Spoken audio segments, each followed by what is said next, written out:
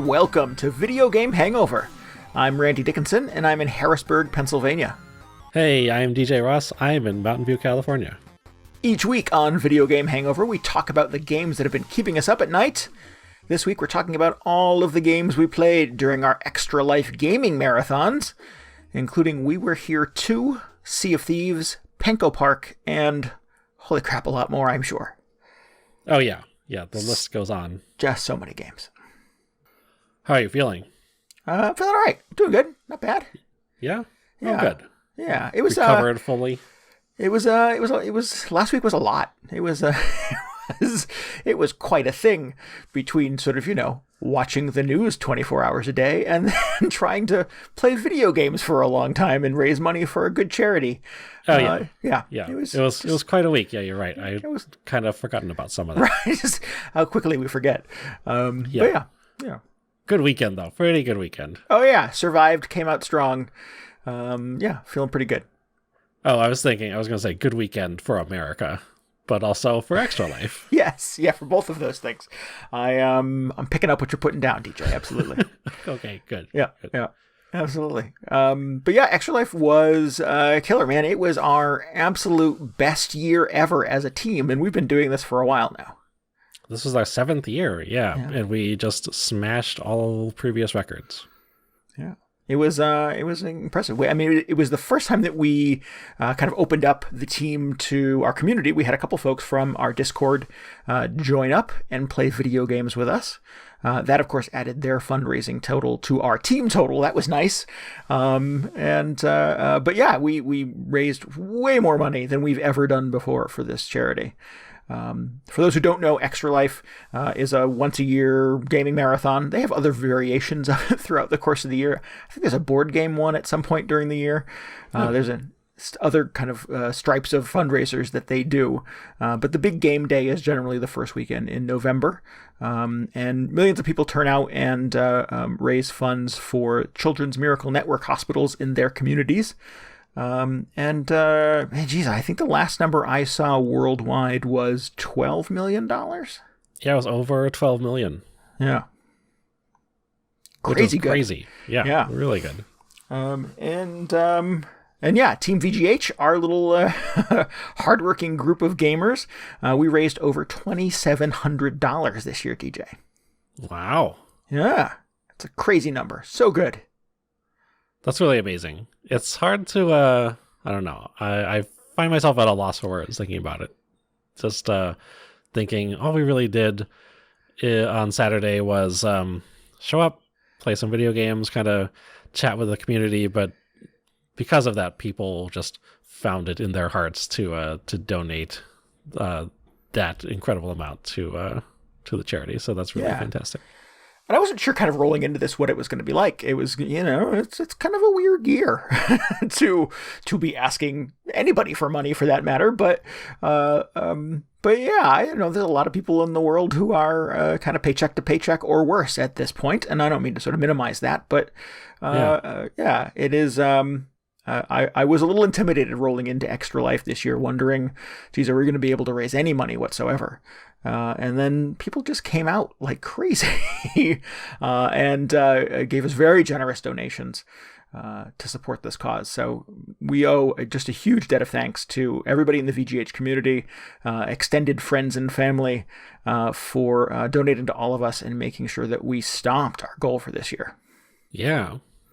And also, so everybody, if you couldn't donate, that's also totally fine. It was amazing to have everybody in the chat all day, and especially late into the night. We had a few people who were just staying up with us. It was really fun, chatting back and forth, talking about whatever we were playing. Super good. So we really appreciate everybody's support in whatever way that they manage, whether it was through donations or just through your moral support or hanging out. It was you're all a part of this experience. It was super good. Oh yeah, no doubt, absolutely.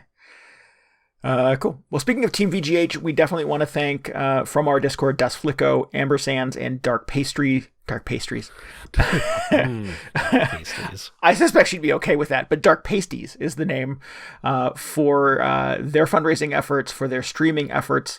Man, there were any place on the dial that you could tune in on Saturday. There were so many games being played and streams happening, and all three of those folks from our community were just awesome, and I don't know, just good spirits and good energy all around for supporting this cause.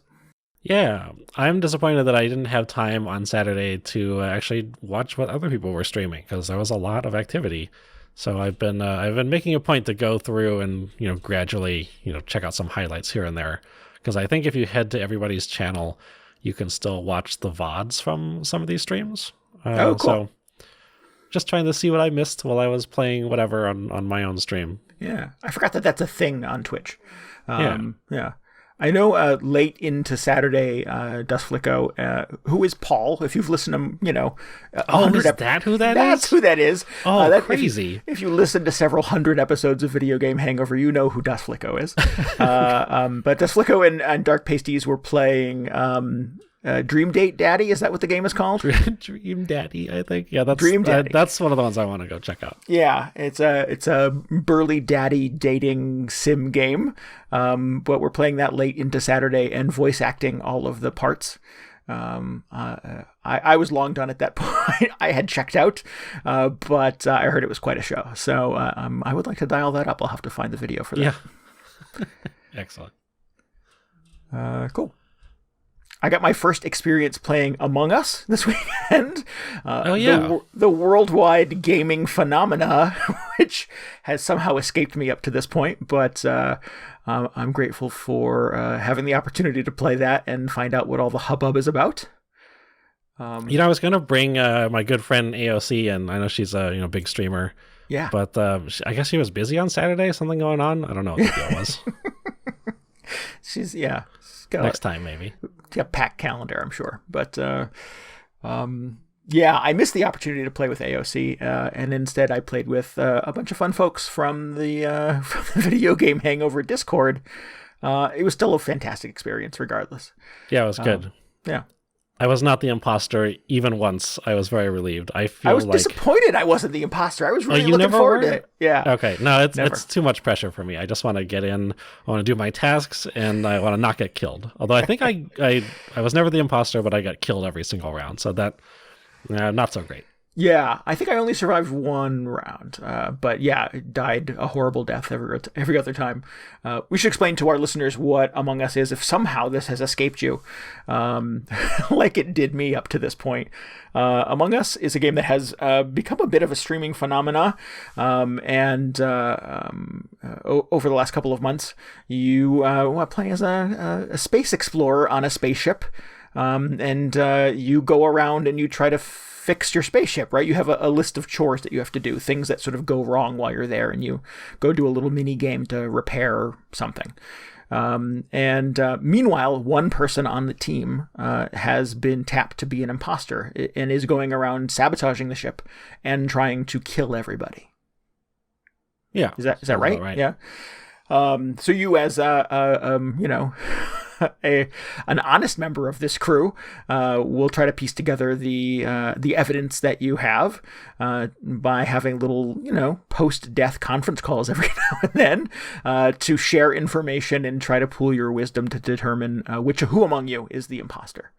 And then you jettison them out of the spaceship into the dark void of space. Hopefully. And hope you're right. Yeah, exactly. Hopefully you got the right one. Yep. It's a bit like Werewolf. I've never actually played Werewolf, but everybody was always like, "Oh, it's like Werewolf in space," so I'm going with that. I played a version of this Secret Hitler. That's the one. Yeah. Yeah. I also do not like being in the fascist party or the Secret Hitler in that game. That's also just like, I don't know what to do. Problematic. Yeah. I mean, it's also problematic. Yeah. But I much prefer, just being one of the harmless the liberals or whoever they are in that game. But it has Among Us has a very kind of unassuming presentation. It looks like somebody drew this. I don't know, like on the back of a notebook or something like that. It's very sort of hand assembled. And it's kind of the biggest thing in gaming right now. So it's cool that this unusual little video game has kind of caught on and become this weird phenomena. Yeah, it's pretty good. It's so much so to see how much it's taken off. The sequel got canceled. The developers were working on Among Us 2, and they decided, now we're just going to take all of that stuff and put it in Among Us 1 and just keep supporting this game that everybody loves. Yeah. Well, you know it's like a few years old. I didn't know that. No, it's been around for a bit, huh? Yeah, it's been around, and it just never took off. And I forget who it was. It was like some streamer started playing it, and it just started gaining popularity since then. Then it just exploded over the last few months or so. Cool. I have a group of IRL real life friends that I get together with periodically on the internet, and we play usually Jackbox games. We've done Cards Against Humanity a couple of times, but it's mostly been Jackbox that we've played. And I have proposed recently that we add this to the rotation because I think this could be, because there's usually a couple beers involved, and we stay up kind of late and talk some shit and play Jackbox games, and it's a nice sort of venting experience. But you can only play so many rounds of fibbage. I think Among Us might be a fun thing to add to it. And the thing that's cool about it is you can play it on nearly any device. I was playing on my phone. And were you really? Yeah. I've only tried the Steam version, so I don't know what the phone experience is like. Although I imagine it is so much easier to do the wire, like the rewiring puzzle on a phone compared to the mouse. The rewire puzzle, but oh, really? Okay. Yeah, it definitely seemed like having sort of touchscreen controls was helpful. But it's crossplay across devices too. So if you're iOS or Android or Steam, I guess those are the three that it's on. You can have players on your in your lobby and in your game from any device. So that's kind of a plus as well because we're all over the place as far as technology goes in my gaming group. So yeah. I sent them all the trailer, and I was like, no, trust me, this would be cool because not everybody's a real hardcore video game gamer in the group, so getting them to do anything that's not a card game can be a little tough sometimes. It seems like the I don't know, it feels very approachable compared to getting everybody together for I don't know, something a little more involved. Yeah.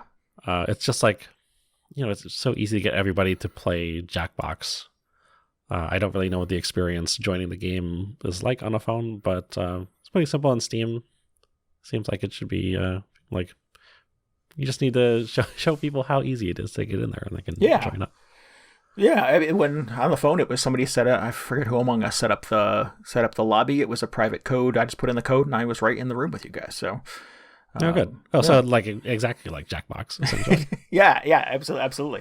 And it could not have been easier. So but yeah, it was a lot of fun. It was cool trying to sort of suss out who the imposter was and sharing information. And that one horrible time that we jettisoned the wrong person from the ship. There. Oh, did we? We did at some point. Yeah, there was somebody. I forget what round 3 or 4 that we played. We identified the wrong person and launched them into the depths of space, and the little crawl came up and it said this person was not the imposter. I really like how there are so many settings you can tweak before the game starts, and I think one of them is you can have it you can decide whether you want it to tell you whether whoever you ejected was an imposter or not.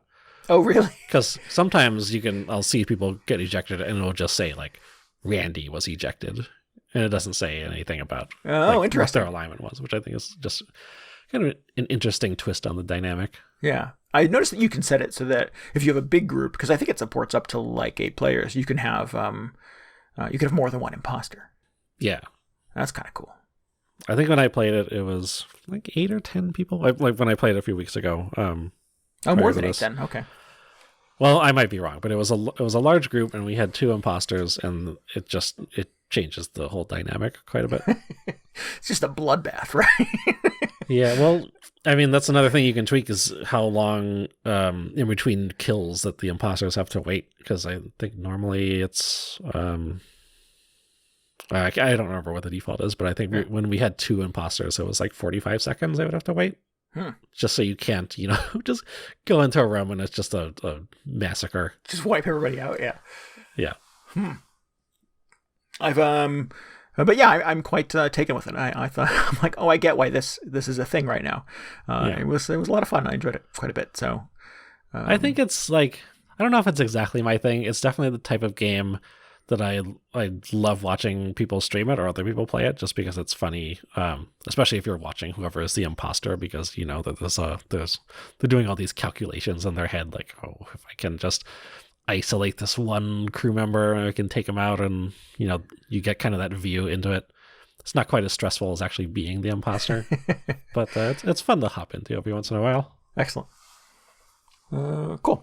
Well, yeah. So we owe thanks to just a bajillion people for supporting us on Extra Life, for playing games with us, for keeping us going, for donating. Man, we just could not be happier to be surrounded by such thoughtful and fun people. So big thanks to everybody who made that day amazing for us. Yeah. Thank you so much, everybody. What else, DJ? What else did you get into on... you mentioned that if for some reason you didn't get to donate yet and you would like to donate to Extra Life, again, every dollar helps. You can go to VGHangover.com/extralife before December 31st. Anytime between now and the end of the year, we will still be able to accept donations for the charity. So, so do that thing. Yeah, that would be amazing. What else did you get to play on Saturday, DJ? I just played, 24 hours of Final Fantasy XIV. It's funny. I hopped into a game with what was I playing? Sea of Thieves with Amber Sands from our Discord, and she introduced me to the people that were in her channel who were watching her stream. And she said, one of the things I like about Video Game Hangover is that you guys don't kind of get stuck on the same game all the time. You kind of mix it up a lot. And I was like, really? Because I feel like we talk about Animal Crossing and Final Fantasy constantly. Yeah. So not constantly. I mean, it's not like the entire show every week is about those games, but they do get name dropped quite often. Yeah, absolutely.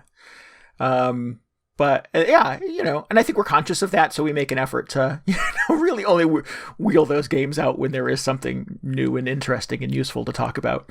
Yeah.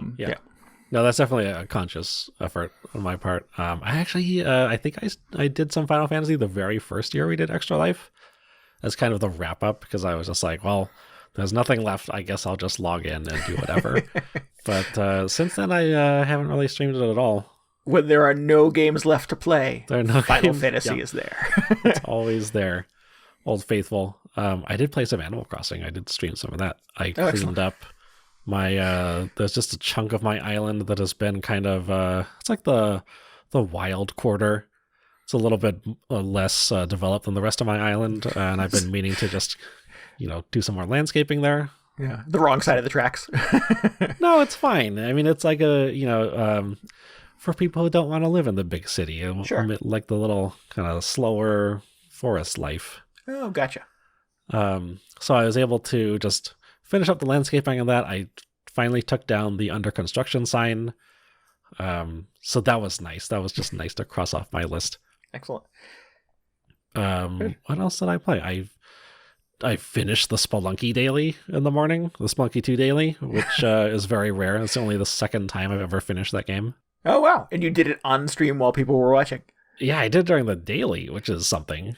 So I was like, oh, this is a very, auspicious beginning to Extra Life Day. I started my stream with the daily challenge in Slay the Spire and was not so fortunate. I did not get to the end. Didn't really get anywhere near the end, unfortunately. It was one of those plays where, I looked at my cards, I looked at the enemies I had, and I was like, oh, this is where I die. And then inevitably, it was immediately where I died within seconds. Excellent. I hung in there as long as I could, but didn't get to cross the finish line like you did.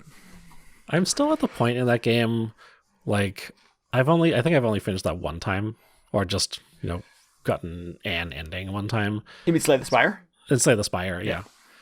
So I just think, like, at this point, at my skill level, what is even the point of doing the daily? Like, what sets this apart from just me hitting start on just a regular run?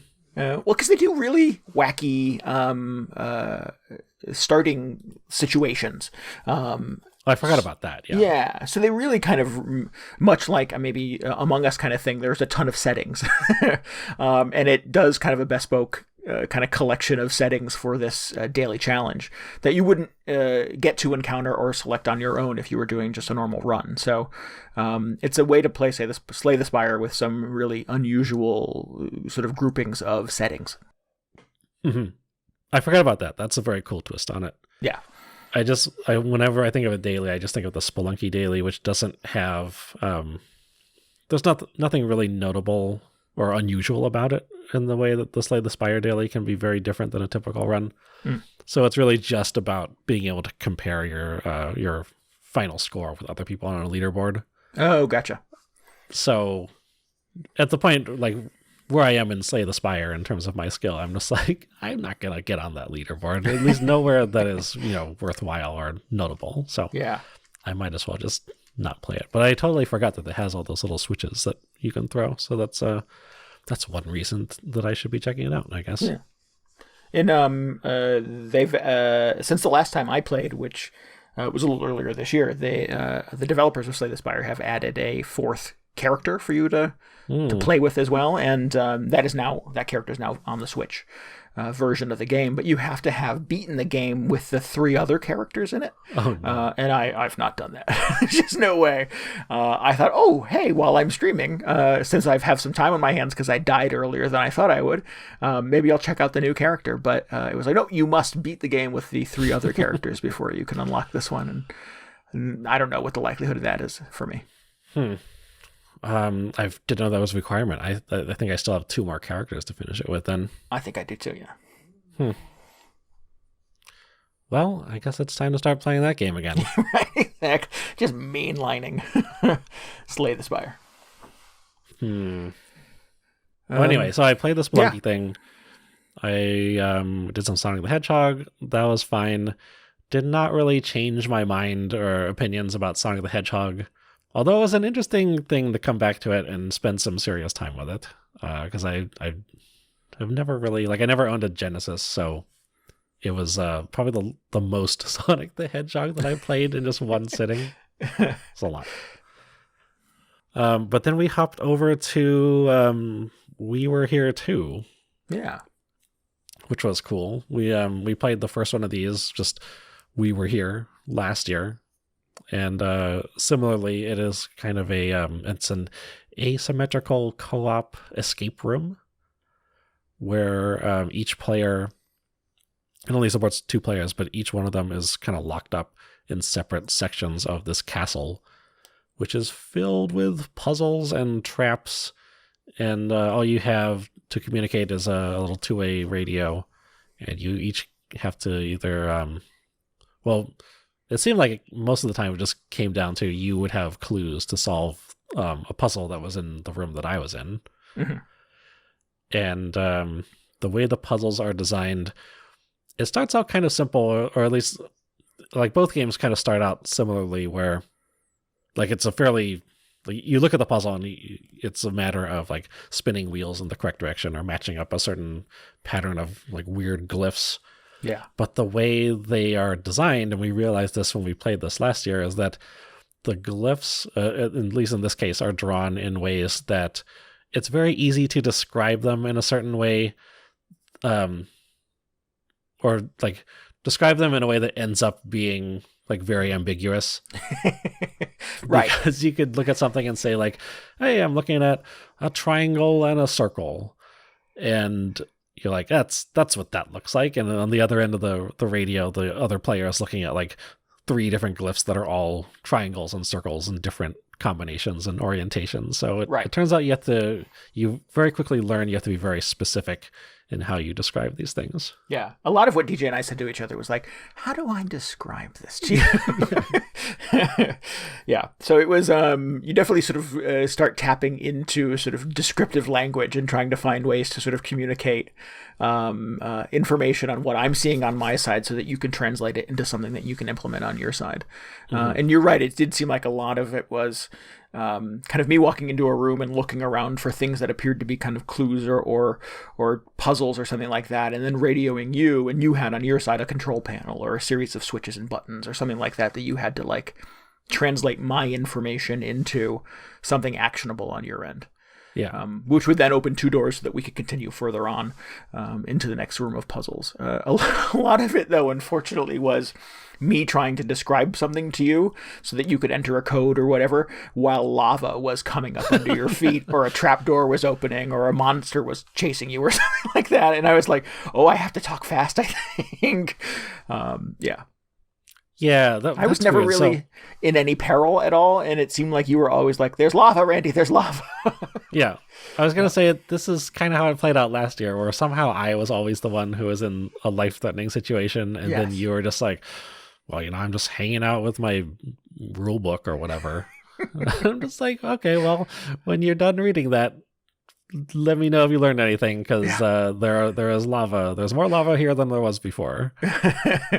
I remember the first one we played last year, there was something where I was like in a cozy, like a sitting room, and I had a projector I had to sort of thread a film through, and I had to play the movie and describe something in the movie. And meanwhile, you were trapped outside the castle and freezing to death. Yeah. I remember that one. Yes. And I was like, oh, this seems a little unbalanced. Yeah. But I remember when I started it out, I was like, hey, playing the sequel to that game we played last year where I froze to death a lot. Hope that doesn't happen again. And it turned out it was just like me getting burned to death this time, like over and over again. There was no threat of you freezing to death, unfortunately. Or fortunately, but it's nice that they switched it up a little bit. We found other ways to kill you. Yeah. But it was good. And at the beginning, I was a little worried that all the puzzles were going to just be in the same style as, like, describing those glyphs very specifically, because it seemed like, I forget how many puzzles in the first one used that, but like right off the bat in this one, it was like back to those glyphs. And I was like, oh, this again.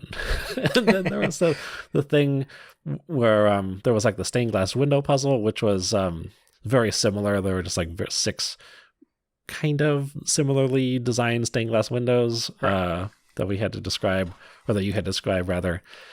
So for example, like DJ had to assemble panels of a stained glass window based on my description from what I was looking at on my side of the room. And, one of the panels was like, oh, it looks like a forest. But DJ was looking at like 5 different panes of glass that have different versions of forests on them. Do the trees have leaves on them? Is there mountains in the background? So you had to sort of learn quickly to be very detailed in the communication. Mm-hmm. So I was, after that puzzle came up, I was a little worried that was like they discovered a successful formula and they were just going to do variations on that for every single puzzle. But they actually departed from that pretty quickly after the stained glass, I think. Yeah, there were yes, there was one that was like a maze that you had to navigate based on my description. Mm-hmm. And that probably presented the most significant challenge to us because it was timing based. So if you didn't run it quickly enough based on my sort of like go down the hall and go left, go to the other left, go right, it would reset itself and you have to go back to the beginning and start all over again. And that I think almost broke me. That one was tricky. Yeah, it was tough. Yeah. I'm not sure if we ever if we ended up coming up with a pretty good system. I'm not sure if it was like the best system, but it worked for us. It took us a while to just get it standardized, I guess. Right. But it felt like the timing was very tight. In fact, I think that's the only or one of my major complaints about sort of the design of these games is that I don't like that they kept going back to, or not, they didn't do it as much in this one, but just like they had the occasional puzzle where there was that time constraint, and whether the result was like me getting dumped into a pit or the puzzle resetting itself, it felt like, I'd rather just be in a room and the puzzle is the only concern, really. It's like when we talked about Picross. I don't like there being a time limit on those things, Right. because I'm just here to do puzzles. I don't need to do puzzles quickly. Well, that's kind of a hook of of an escape room, though, is that you must, solve the puzzle before the room fills with toxic gas or whatever. Yeah, well, I mean, that's true. There needs to be some. I think traditionally, when you call it an escape room, there needs to be something that is a bit of a ticking clock. Well, yes. Although, when I've actually done an escape room in person, very rarely do I actually make it out of the room on time. Which is like, okay, I get it. That's kind of the point. But I'm also just like, I kind of just want to be able to solve everything, right? So maybe we didn't solve it in an hour or whatever. But, can't we just hang out here and solve the puzzles? And then afterward, you could just tell us how we did compared to everybody else. Would that work for everybody? Sure. So you just want a leaderboard is what you want. Yeah, I guess so. Or, I want to be able to overcome all of the puzzles that they're setting out in front of us. I mean, it's fine. It's not like a huge thing. It didn't. We didn't stop playing it because I kept getting killed. Right. But it was just, I don't know, just minor frustration, I suppose. No, I agree, absolutely. If there was any setting to sort of be more generous with the timing on that maze, or to turn it off altogether, I would have done that. Because that, the sort of unnecessary aspect of there being a ticking clock and the puzzle resetting itself if you weren't fast enough, obviously got us to sort of think and communicate in a bunch of different ways until we found one that worked.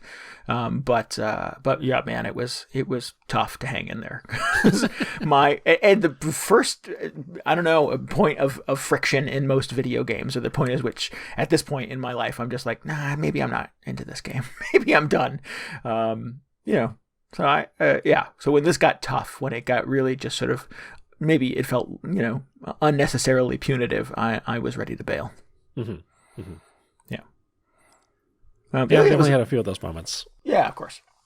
It was a little buggy too. And that's the other thing, which is too bad because I don't like to. Ideally, you play a game and you don't have any technical issues with it. Yeah, everything just works. But man, we ran into so many little glitches. Or at least I assume so. And this is sort of the worst thing about the way these glitches appeared, is that a few times it was not clear whether it was like we were just missing something in the puzzle, right, or like the game had broken at that exact point. Yes, I think we did have exactly that conversation. Is this the puzzle or is it broken? Yeah. And like 3 or 4 times it was broken, unfortunately, and we had to reset and lose some progress and do the thing over again. Which is not an experience I remember having with the first We Were Here. No, I think that one was it went very smoothly. Like we got through the whole thing in one sitting. Yeah. Yes, yeah, we did. This took we had to come back after Extra Life to finish this thing because we just could not get it to go. Yeah. Which is too bad. And I sympathize. I don't think they're like a massive developer or anything. Yeah. But it's just not something you really want to run into when you're trying to solve a game like this. But conceptually, I dig this. I love the idea of 2 people being in 2 different places, but sort of working towards a common goal, and having to communicate with each other. You and I have played quite a few games that sort of hinge on things like that. We played Portal 2 together. We played I think multiple Splinter Cell co-op games where, you 2 secret agents with complementary but different objectives, and I think we're pretty good at it. We do okay. We find a way to make them work. But I like when video games sort of get adventurous in that way, rather than it being sort of your standard co-op affair where, I have a machine gun and you have a slightly bigger machine gun and we just kill enemies. That's what I always say when for the longest time, video games were all about, there's online co-op or whatever. And that is essentially what it would be. It was like, there's 2 of you doing the exact same thing. Right. But then occasionally you have those situations where, you're not doing the same thing and you have to like kind of bounce tasks off each other so one person can do this other thing and get ahead, and then you swap roles or whatever, and that is so much more interesting to me. I agree. I wish I don't know, you said a little bit of that happened in the new Gears of War, which is one of the series that's most known for kind of co-op play. Yeah. Yes. I forget how it was specifically implemented in Gears 5. But yeah, I mean, I think Gears has had little sprinkles of that throughout. There was, I think Gears 2, there's a segment, a long segment, in fact, where you and your teammate have a door on the left, a door on the right, and Dom goes through one to see what happens in there, and Marcus goes through the other one, and you have radio contact between the two of you, but you don't end up seeing each other for quite a while. Yeah. So you would hear machine gun fire and stuff over the radio, and I want to help my friend, but he's off in a different side of the castle doing a different thing with different monsters. He's out there moving around giant chess pieces or whatever. Right. Exactly. Yeah, so it was it's cool when stuff like that pops up. Yeah. I realize that when people, like, when the average gamer probably hears co-op, they probably think of more of the Gears of War experience. Sure. Or like cracking open some beers with the Halo squad, and nobody plays Halo anymore. I don't know what I'm talking about. But just more of a hangout vibe, rather than, let's get in there and solve puzzles and accomplish these very disparate tasks. Yeah. So, I don't know. I'm in the the minority for sure. But I just feel like if you have a co-op experience, there's so much more potential there than video games typically deliver. And this is one of the games that does. Well, I think the one that's popped into my brain just as we're having this little sidebar here is Dead Space 3. There's when it was first teased, it seemed like the least necessary co-op ever in a video game. In a game that's supposed to be scary, you're supposed to be alone. And my sort of take on these things, and sort of go into a horror game, a game where you're sort of set upon by monsters from all sides, in a dark and creepy place. But to do it with another guy or player, and to have that support sort of takes away some of the impact of the fear. But they did a really cool thing in Dead Space 3 in that one of the people on the team would be sort of a former soldier who has PTSD, and they would hallucinate. So sometimes the other player would see monsters and see enemies and see things that me didn't see. And the game would channel two different sort of versions of the game at you, depending on which player you were. And I'm like, that is brilliant. and if you're going to do co-op in Dead Space 3, that's the kind of thing you do to keep it interesting, rather than it be, just both of you toting around giant machine guns. Yeah. I think I watched a retrospective on the series, and that was something they talked about, and I was like, oh, wow, I had no idea. Because that was like Dead Space 3 was at the peak of just, campaign co-op in every single game. Yeah. And like you said, it really sounded unnecessary at first, but I was amazed. I was like, oh, wow, they actually did something really interesting and kind of thematically appropriate for their game. Right. With this this thing that everybody just assumed was kind of a tacked on addition. So that was very surprising. I agree. Yeah. So more of this. The game we're talking about specifically is We Were Here Too, but I'm a fan of adventurous co-op games that kind of go down different pathways with it. Yeah. If you want to check out the game, I think the first one is free on Steam. I think you're right. The second one is maybe like $10, $20. It's not too outrageous. It's called We Were Here Too, but it's like We Were Here as well, not the number 2. In case you're having trouble finding it, it's pretty good. Yeah. And there's another one. There is We Were Here Together is the third in the series. And we will tackle that next year during Extra Life. Yeah. I don't know what the hook is for that one.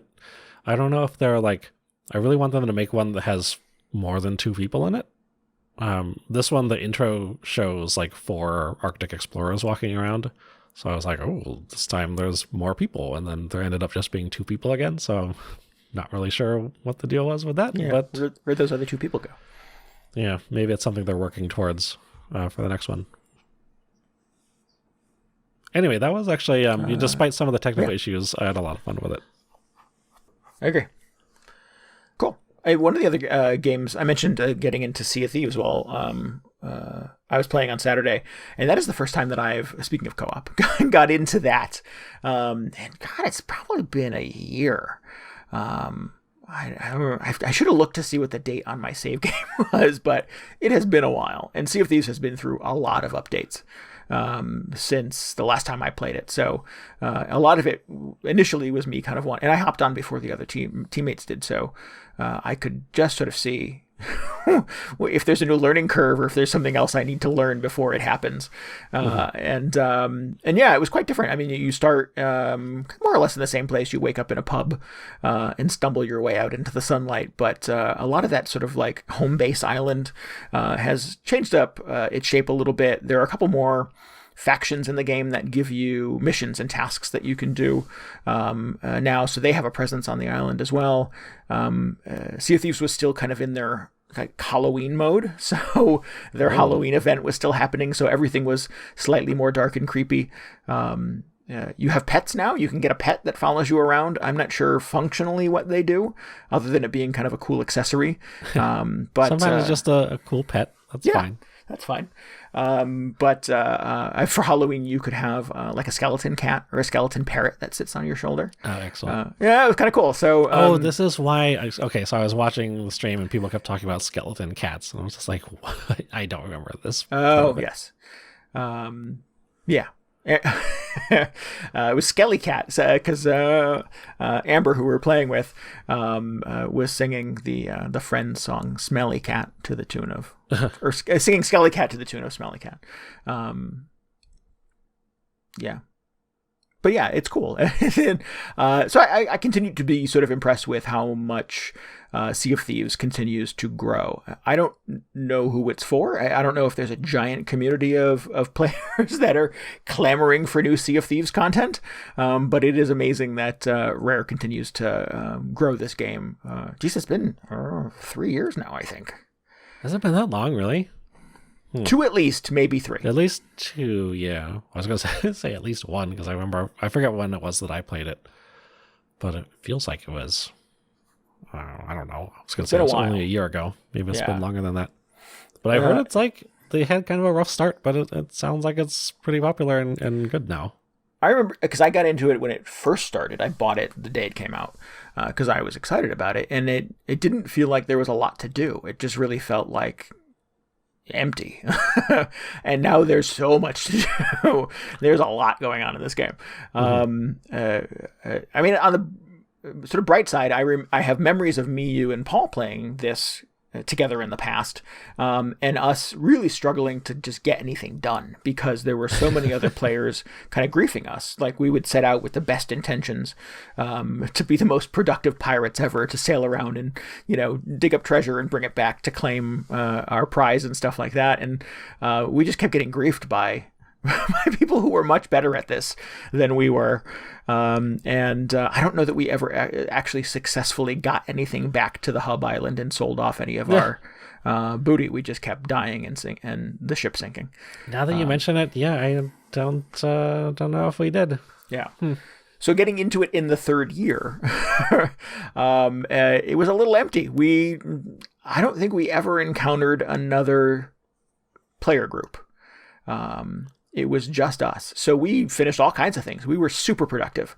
Good. Yeah. Found all kinds of treasure, killed a bunch of skeleton pirates, turned a bunch of things in. I made a ton of money. So I went shopping and bought some new accessories. And we had our first encounter with a megalodon, which was totally not in the game when I played it a year ago.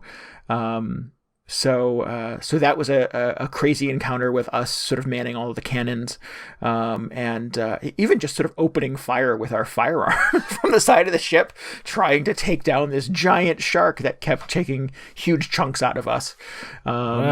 Yeah, it was crazy. It was intense. It was, swirling waters and storm clouds rolling in and just crazy intense music. And then, all of us trying to bail out the ship and put planks over the holes. And meanwhile, also make sure that we're manning the cannons and trying to take down the megalodon. It was awesome. It was like a really good time. I did have a lot of fun playing this whenever that was a couple years ago, just because we were just talking about kind of asymmetrical experiences, but everybody on the ship kind of figures out what they're supposed to be doing and has a different role because it takes a lot of people to steer one of those ships. But it's just another kind of fun co-op game where you're not just 3 copies of the same pirate with a machine gun or whatever. Right. And I mean, the thing about Sea of Thieves is that a lot of that stuff is very organic. Like, you don't choose a class or a role or anything like that at the beginning of the game. You learn by experience. You learn because your ship got robbed 3 times that, periodically one of us should crawl up into the crow's nest and look around and make sure nobody's checking us out. So yeah, you the more you play it, the more kind of in tune to that teamwork you become.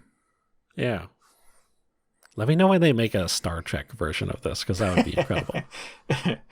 Is that not what was that last one? Bridge Crew? Is that not what that is? They have the Bridge Crew. Oh, I should be playing that all the time. Why am I not doing that? Because it's not pirates, and pirates are infinitely cooler than Star Trek. That's not true. But gonna leave that right there. I totally forgot about that game. That's a good point. But yeah, man, I when I come back to Sea of Thieves, I sort of feel like I should play this more often. And I definitely sort of was left with that experience after playing it over the weekend. Are you going to do it? You're going to crew up? Maybe. I don't know. Yeah. I mean, that's the hard part, is just the scheduling. That is like, okay, I need 3 people I can roll with, on demand. Yeah, that's true. You can't really solo that whole pirate ship. Yeah. There is one small ship you can sort of row out in on your own, but there's just so much to do that you really need extra hands. Well, this could be a new thing for you. Yeah. I got a lot of free time. Let's do this. Excellent. I want to talk about a couple games I played late at night during the spooky hours. I had a whole thing like every year around midnight or just very late into the marathon. I'll try and play some horror games or something similar to that. Anyway, this year, like last year, I had a donation incentive where for every, I forget what it was, like so-and-so dollars donated, I would turn out one of the lights in my apartment just to, really amp up that spooky atmosphere. And I want to give a shout out to Creed from the community, who just as soon as I put that incentive out there, he was like donated enough where I turned out all but one light in my apartment. I was just like, oh, great. really jumping into the deep end here. So thanks so much, Creed. But we got into The Walking Fish 2, Final Frontier, which is the sequel to, you guessed it, The Walking Fish that I played a couple weeks ago. And then I played a little Penko Park after that. But I want to, I think I want to recommend The Walking Fish 2 to people. Like the first game, the developer bills it as another game in the fish comedy horror genre. That's a lot of things. Yeah, it is. Yep. The first game was like very crude.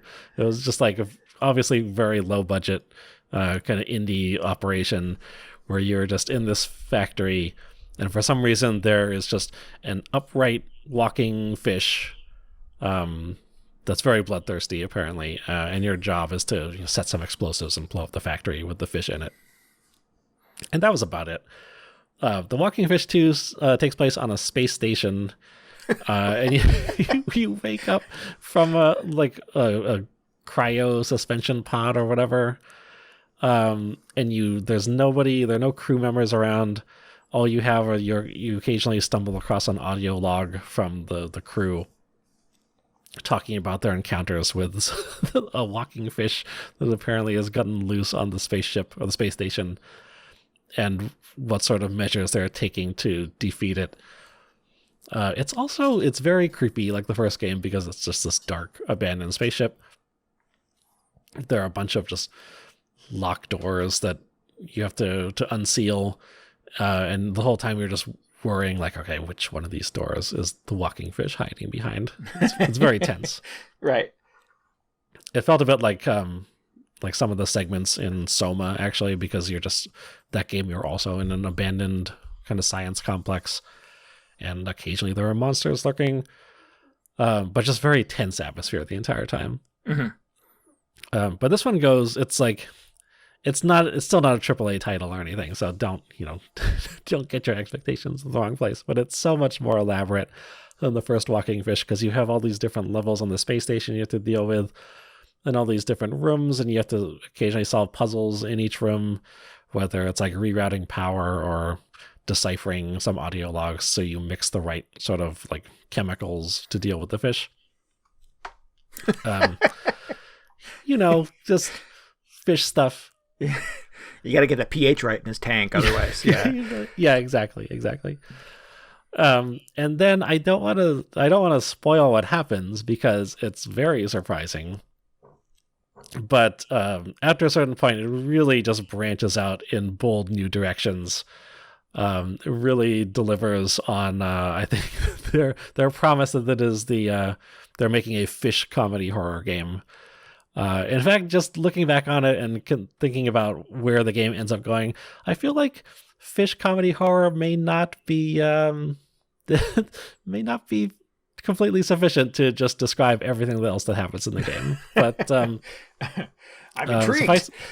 Suffices to say, it was a very memorable experience. I'm very glad I ended up playing it. I think the people watching enjoyed it quite a bit as well. It's just a very, very bizarre game. Cool. So do these work as, and this is just me interpreting what you're saying, but do they work as parody? Is the first one sort of like spoofing The Walking Dead? Is the second one spoofing like Alien? No, it kind of is. It's not spoofing it directly, but it's just the fact that you're in a very similar situation. The first one has nothing to do with The Walking Dead. The second one is much closer to something like Alien than the first one would be to The Walking Dead. But, it's just a familiar situation where you're in an abandoned spaceship and something is out to get you.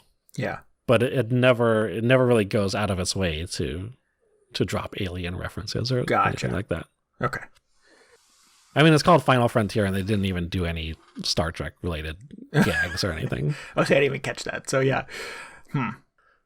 Cool. Yeah, it's mostly just a weird premise.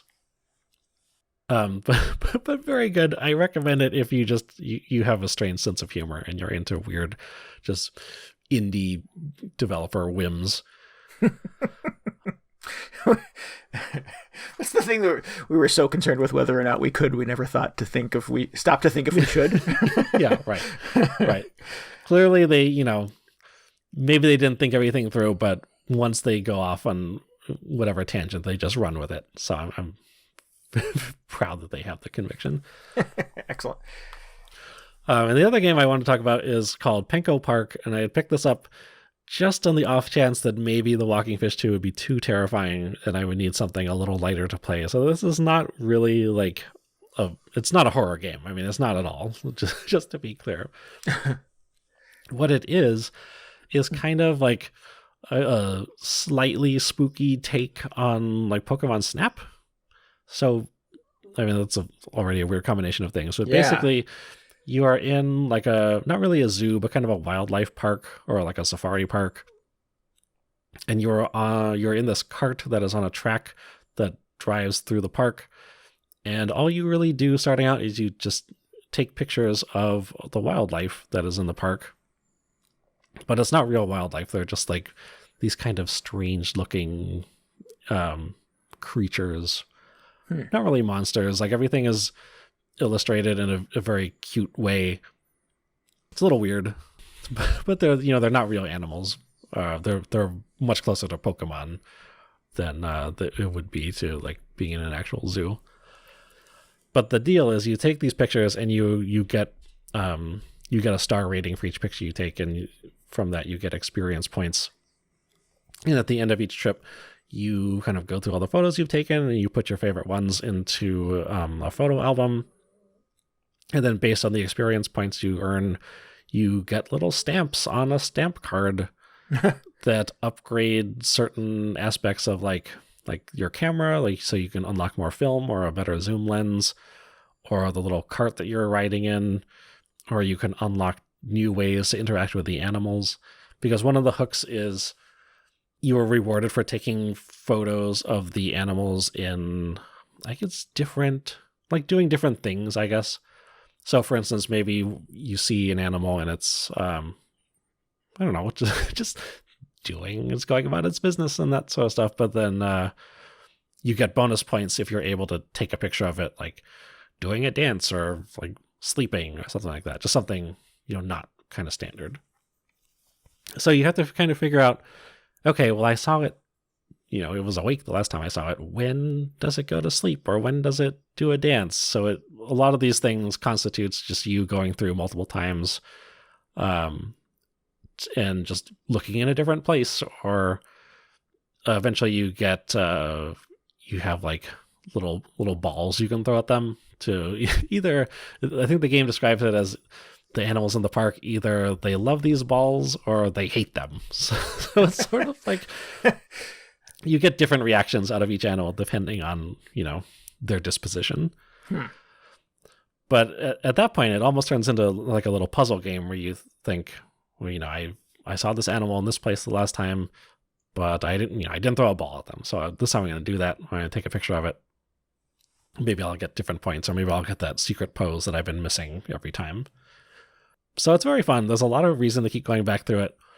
But I really just like the fact that just going through it and, looking at your surroundings and taking pictures like you're on a safari is just very fun and kind of relaxing. Yeah. I think you and I had talked a couple months ago now about that being a feature in games, that there should be more games with cameras and that you can have a list of things to take pictures. Oh, we were talking about Animal Crossing. There you go. There we go. Because I had proposed that they put your phone in Animal Crossing has a camera, but that they could put birds in Animal Crossing and give you like a bird watcher's list to go around and take pictures of birds. And that there should be more things like that in games, because Beyond Good and Evil you were a photojournalist and you had to take pictures of things. In the environment. And then you mentioned Pokemon Snap, which I've never played. But yeah, I'm like that as a genre, that's cool. I would play a game like that. Make more games like that. Yeah. So this sounds really interesting to me. I'm going to check this out. Yeah, I really liked it. I've actually never played Pokemon Snap either. And I was very excited when they announced that they're making a new one. Yeah. For the Switch later on, because I was like, oh, finally I'll get to see what that game is all about, because people seem to like it. And then this game came out, and just like, oh, well, this is actually pretty good. And now when the new Pokemon Snap comes out, I'm wondering if I will enjoy it as much as I enjoyed this one. Because it just seems like, it's very relaxing, and it's kind of a light puzzle game, just trying to collect all the different animal poses. But it feels like there's just so much to do. Like, there's all these different ways to interact with the animals or the creatures or whatever they're classified as. Just a lot of different kind of routes through the park to explore, because eventually you unlock the option to take a different, like a branch through certain areas. Mm-hmm. So just kind of like a fun wildlife park experience, I suppose. Is it PC only at this point? Yeah, right now it's only on Steam. It's a fairly small developer, and actually this was very fun. About halfway through my playthrough, one of the developers actually popped up in the chat, and I was like, hey, how are you enjoying your time in the park? And I was like, cool. Oh, this is very exciting. And they talked a little bit about, they were huge fans of Pokemon Snap and wanted to develop something similar, but they added all the, it sounds like they've added a lot of depth to this compared to Pokemon. So that's, I'm talking about the different interactions you have with all the animals. Mm-hmm. And all the different poses and things. So I was like, oh, well, that sounds cool. It sounds like there's a lot more going on in this than like the original Pokemon Snap. Which may be fair, because, that game is quite old at that point, and it was the first game kind of its kind. But I like that they were able to take that and just put their own spin on it, and especially add this kind of semi-spooky aesthetic to it, with all these weird little cartoon monsters and everything. Yeah. I'd love to see it show up on, the Switch or other consoles or whatever, but I think it's only 3 people working on it, I think they said. Oh, so, I don't know. I don't even know if that's in the plans, but it would be cool if it shows up on a bunch of other stuff someday. I just Googled Penko Park on the Switch, and there's nothing. So, no. Well, it just recently came out on PC, on Steam. Right. And I think they said they were working on it for like 3 years. So, I don't know. Maybe if it really takes off, which would be very exciting, it'll start popping up. But it's a great thing to check out on Steam if you have a Steam account. I imagine it would run on pretty much anything. It's not like you need a what are those new NVIDIA cards that nobody can buy? It doesn't have the same specs as Cyberpunk, is what you're saying. No, not exactly. No. Yeah, there's a great alternative to Cyberpunk, I should say. Right. Well, good. Excellent. Yeah, I put this on my list. This sounds like something I would dig. Yeah, I thought it was a lot of fun. I thought it was hilarious that I just picked it up, kind of like, well, just in case, I'll play this game, and I actually played it for probably a couple hours, and it was one of my favorites, probably from the entire marathon. Nice, that's great. Anyway, that's Penko Park, Penko Park. And thanks so much for the developer for stopping by. Yeah, that was it's always fun. That's cool. Good. All right. Well, I was I played a little bit my very first time playing Tokyo Mirage Sessions.